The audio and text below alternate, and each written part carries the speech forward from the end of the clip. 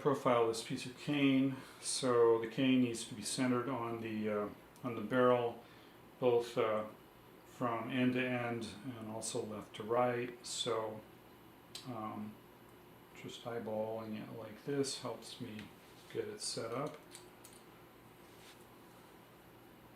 like that.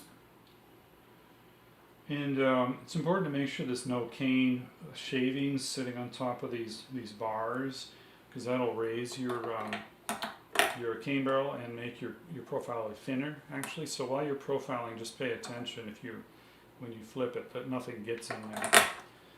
Likewise, keep the blade clean from shavings as well, and make sure that the ramp that the bearing follows on is clean too and doesn't have dirt on it. All those things can change your profile. So the profiler can be used to score your collar if you like.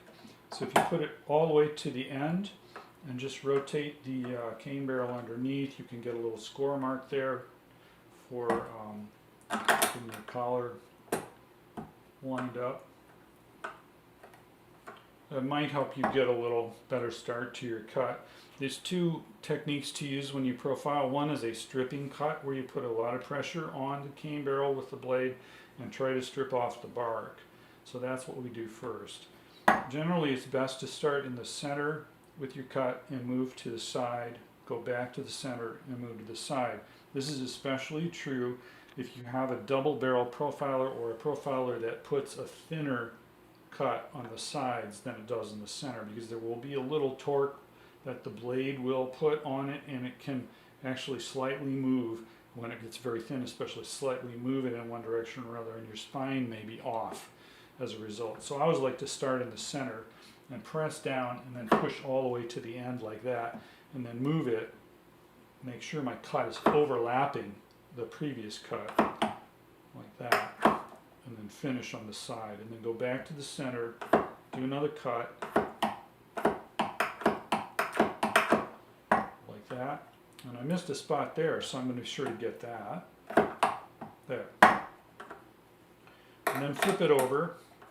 And it's very important to do a little bit on one side, do a little bit on another, do a little bit on another, and a little bit on the other, so that you don't go all the way down and finish on one side. That the gradual profiling will result in a more accurate profile.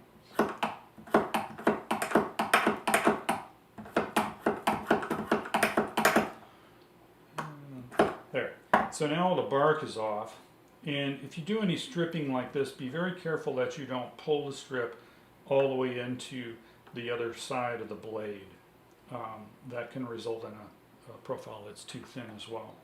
The profiler should be set up so that the blade cuts just a little bit past the center line and cuts off the fiber that's on there on the other side.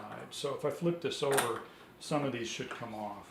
The next cut I'm going to make is just the profiling or trimming cut, and this is a faster movement with the right hand and many passes, and very slowly turning the left hand, the barrel with the left hand.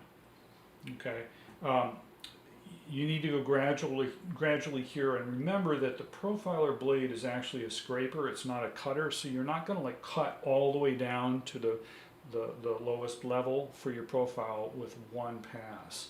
So just take it easy here, and you'll get a more accurate cut if you have a little patience.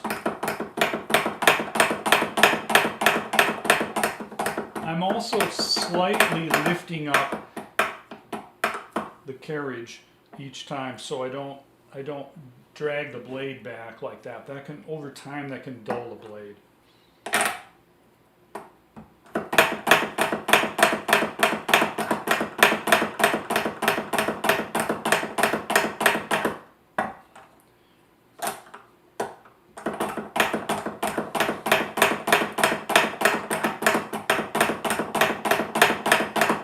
Trying to let the weight of the arm do most of the work. I'm not pressing down too hard.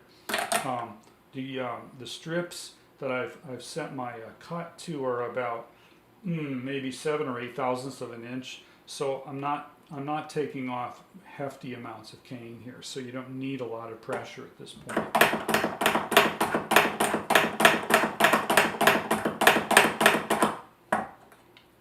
A few more passes and we should be done.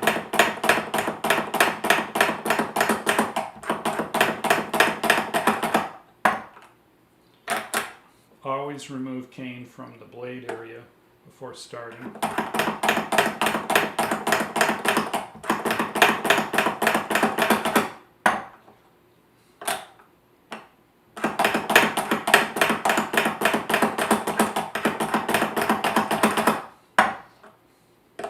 You may notice as you finish that the cuts are getting shorter. So for instance, there's one of the first cuts and there's one of the last ones. That's because there's a little taper put into this ramp right here. So there's a long cut here and then a shorter one that goes down. So we're starting to get a little quasi tip on it. Almost nothing coming off, so I'm almost done. One more maybe.